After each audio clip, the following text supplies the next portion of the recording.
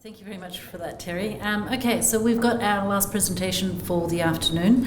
So we've got Ray Brown, who's our convener for C6. So active distribution systems and distributed energy resources. So Ray Brown.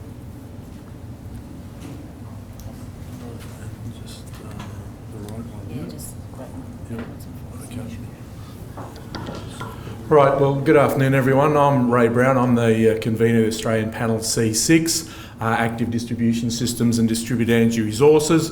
And I realise I'm standing between you and whatever else you're doing this afternoon, so we'll try and steam through this. So the plan is just very quickly what's C6, what have we been doing in the last year or so, what have we got coming up, and then what are the themes and issues that are of interest to C6. So the name pretty well gives it away as to what C6 does. Very much focused on distributed energy resources, but we also look after rural electrification and storage, batteries, EVs fall within our remit as well. So what have we been up to? So there was the, as I'm sure you've heard today, there was the symposium in Kyoto in April this year. We had 3 papers accepted for that from C6 members from Australia. Unfortunately, it was very difficult to actually get there, so I don't know that there were too many international participants actually in Japan. There were sort of 85 that were registered, but I'm pretty sure they were all in hybrid mode. C6 was one of the lead study committees for Kyoto Symposium. The rest of the information you've got there. Also, at an international level this year, obviously been lots of talk about Paris. I won't go into that in any great detail. We didn't have any papers from C6 from members from Australia this year. I think the whole COVID situation made that more difficult. We did have a couple of prepared contributions and a couple of spontaneous contributions as well. In terms of deliverables for C6 for in the last year, there's been 2 technical brochures published, one on multi-energy systems and the second on medium voltage DC distribution systems. There's a third one which should be ready very shortly. It's currently under review on DR models. Closer to home, well, what have we been up to with C6 Australia? The first one was our Taste of Cider webinar, which was held in March and chaired by Adrian Lloyd. So it was 2 excellent presentations, and they really were excellent presentations. One by Jenny Rees and the other by Peter Kilby and Therese Milford. That was recorded and is on the Seagrey Australia YouTube channel, and certainly recommend it to anyone that's interested in the impact of DER on both the wider operational system and sort of at the DNSP level. In May, we had our face-to-face meeting of the Australian panel in Adelaide. I think it was the first face-to-face meeting of a Seagrey panel for a couple of years, from what I can tell. So it was all very good that we could get back together. But our major event this year was CIDR, our conference on the integration of distributed energy resources. This is the 4th one we've had. It should have been in 2021, but for obvious reasons was postponed a couple of times. It was very well received. I think our timing was almost perfect in the sense that most of the COVID restrictions had been lifted and that people wanted to get back to sort of face-to-face conferences. So was in Glenelg in Adelaide. We had a couple of keynote speakers, 26 presenters, an NGN panel, a panel on microgrids, and we're very happy with the outcome of it. We've had our best ever attendance of 125 registrations. and very positive feedback. So 94% excellent or very good of the people that completed the survey. So very happy with that and very well received. I know there's certainly a few people here that attended that. So that's what we've been doing for the last year. What's coming up? So our cider is coming up again in 2023.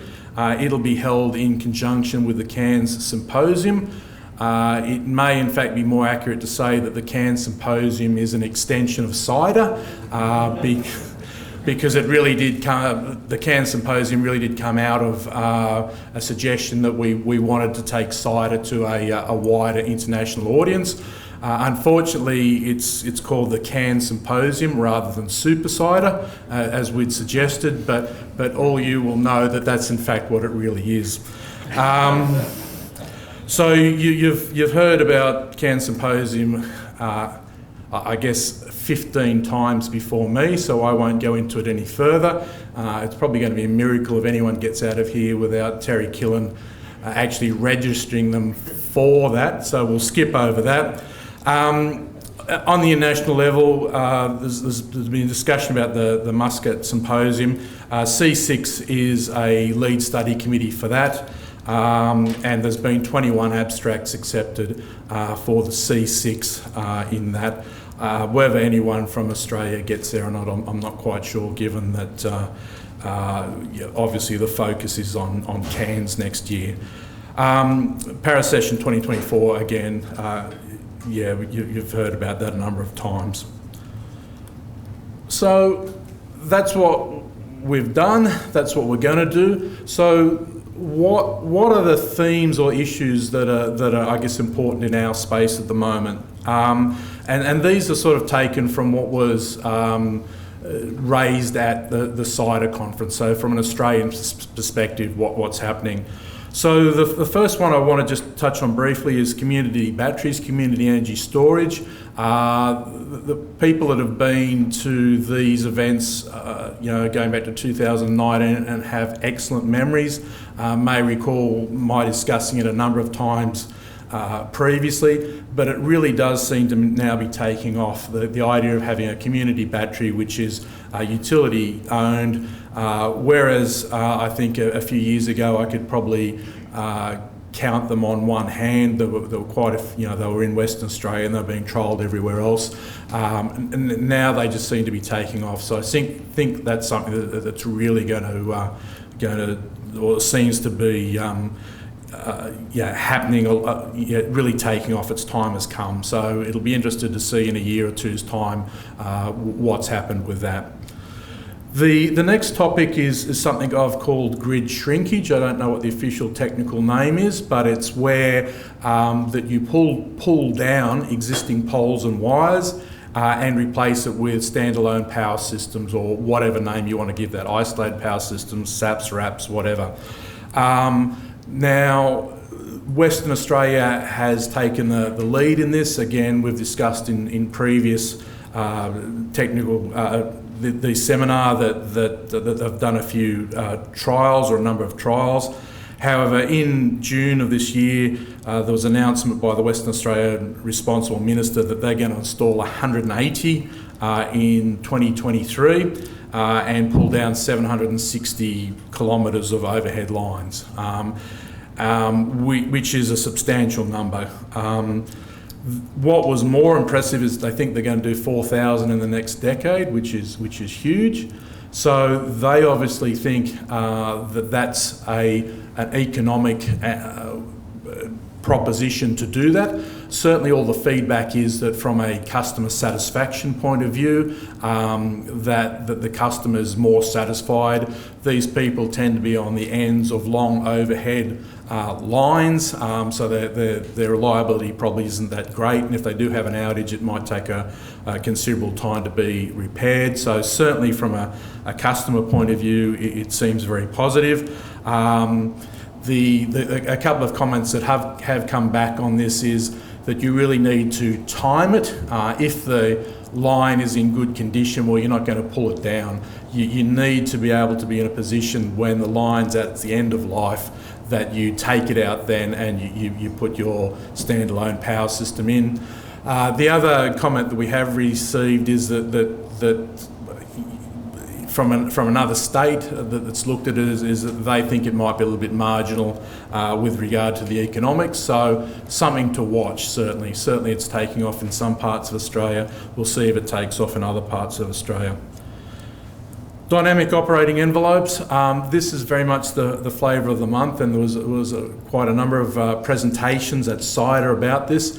This is where you say to someone that wants to hook up, say, 10 kilowatts of rooftop solar on their house, look, that we can, instead of, you've got a choice, we can really only guarantee 5 kilowatts, so we'll guarantee you 5 kilowatts, but we'll give you 10 if you're happy that we control that, and at times of system need, we can reduce that back down to 5 kilowatts.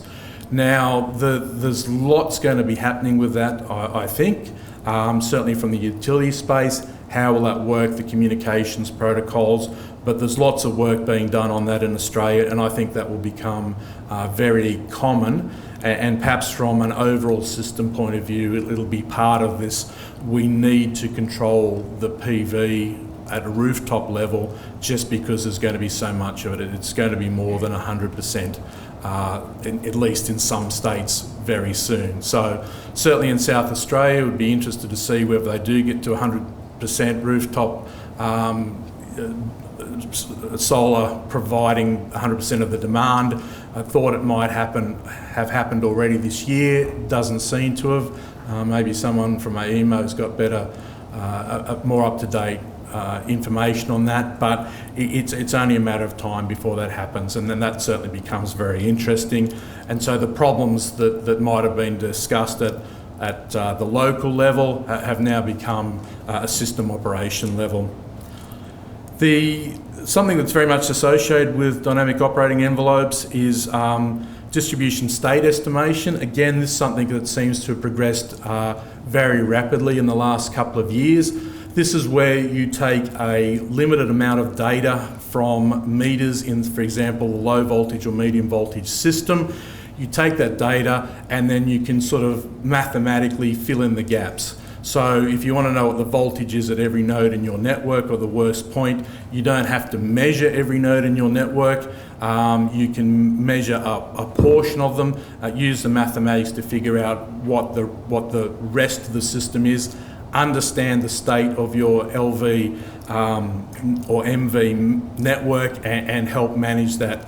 So this would probably be relatively common. I mean, state estimation is something that would be well known at the transmission level, but now it's feasible at the low voltage and medium voltage level. And again, it's something that seems to be really taking off. There's commercial companies out there that are working with utilities to deliver this.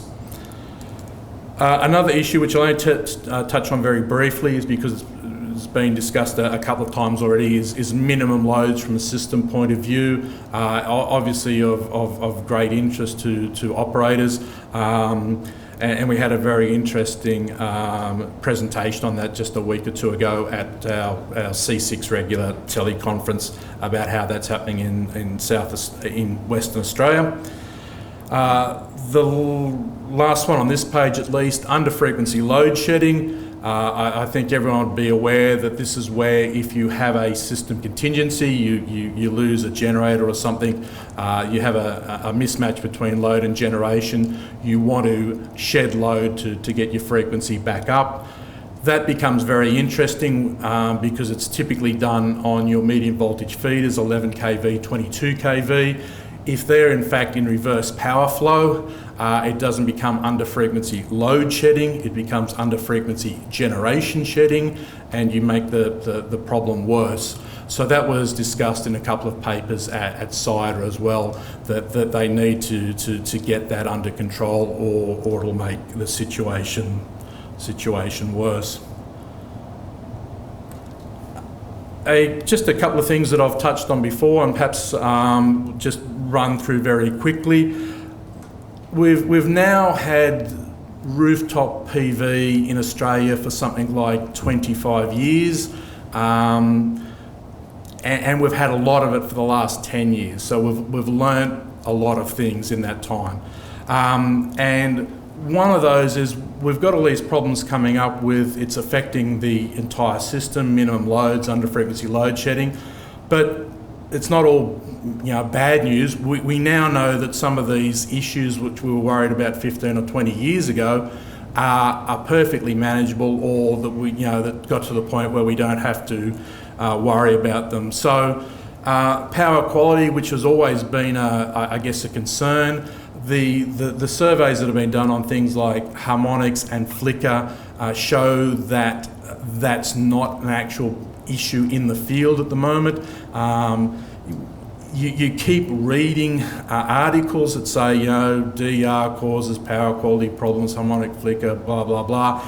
It's just not showing up in the data. So it's one of those things that people keep talking about, but they really need to stop talking about that and perhaps start talking about these bigger issues, the overall impact on the network. Similarly, things like number of changes, tap changes for zone substation transformers. There's a little bit of different opinion out there. Some papers say there's an issue, some there's not. Typically, it doesn't seem to be causing problems. And then the issue of unintentional islanding, where we're worried about that we form an island, an isolated segment of the system unintentionally because we've got DER, we've got load, it can be in balance. The upstream breaker has opened, and hence you can have this uncontrolled island, which can be a problem, certainly from a safety perspective if workers come to rectify the issue, but also perhaps from a frequency perspective and maybe a voltage perspective if it gets out of tolerance. I can't find anywhere a single example of an unintentional island formed anywhere in Australia, and the two that I could find worldwide, one was a small hydro plant and one was in Spain, and it was very hard to get information about that. So that doesn't seem to be an issue. If anyone actually knows of an unintentional island being formed, please let me know. I'd be really interested to know the details. I keep hearing rumours, but I struggle to get actually any sort of decent information on it. But again, it seems something that's been well managed. Look, voltage in LV networks remains an issue, and it will continue to. It's just Ohm's law. But there's an increased range of tools that you could use to help mitigate that. Everything from LV StatComs, where I think Australia is perhaps leading the way. I know there's certainly installations of LV StatComs in another number of utilities in Australia, whereas you'd struggle to find examples of them in any other countries around the world. Voltage regulating distribution transformers. Again, an effective solution, doesn't seem to be used so much by utilities in Australia, certainly not like in Germany where it's very common. Dynamic voltage management systems, where you look at the voltage in your LV network or your MV network and adjust the taps of your zone transformers in near real time or real time to adjust that voltage. And then the sometimes called power quality response modes of inverters, volt var, volt watt, where the actual inverter will look at the voltage and adjust its output in response to that voltage to try and curtail it.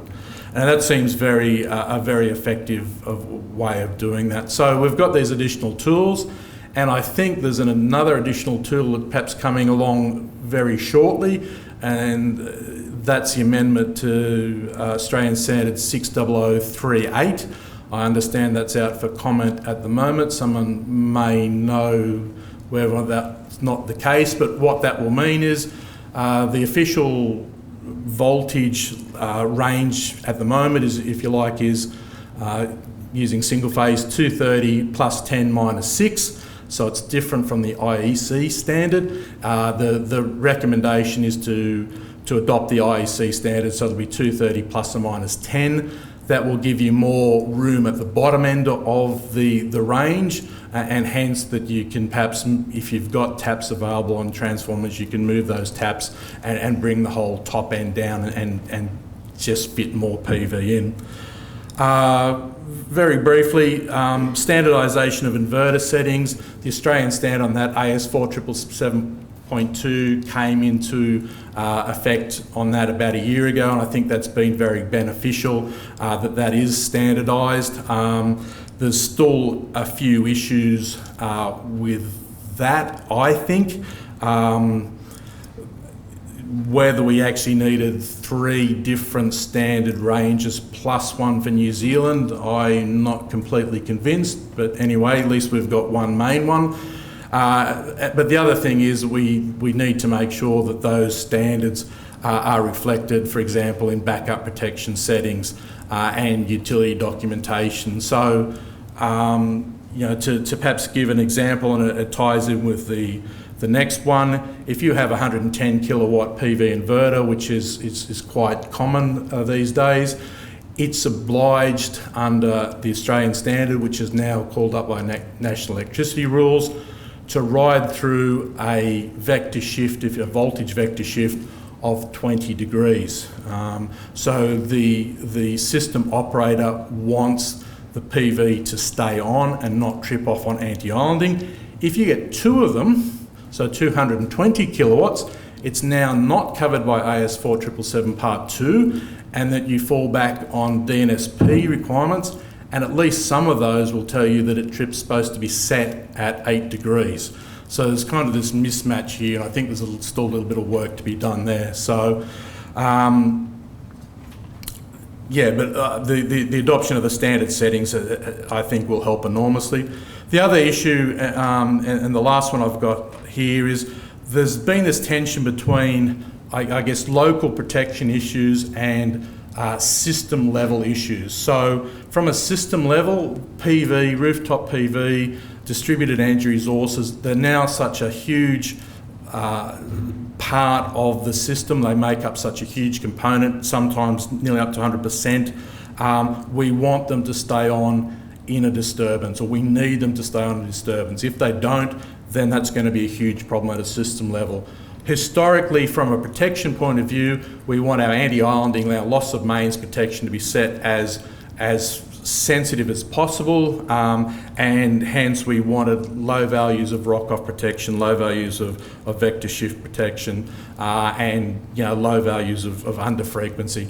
So there's this tension between the two. It looks like to me that the system level is winning at this stage. The recent revisions to AS 4777 Part 2, where the voltage range, the frequency range, and the vector shift rock-off range were very considerably widened, means that the focus is on the system performance. It'll be interesting to see whether that has any impact on anti-islanding protection. So on that point, I'll say thank you very much for your attention, and if you've got any problems, any questions, happy to answer them after this. Thank you.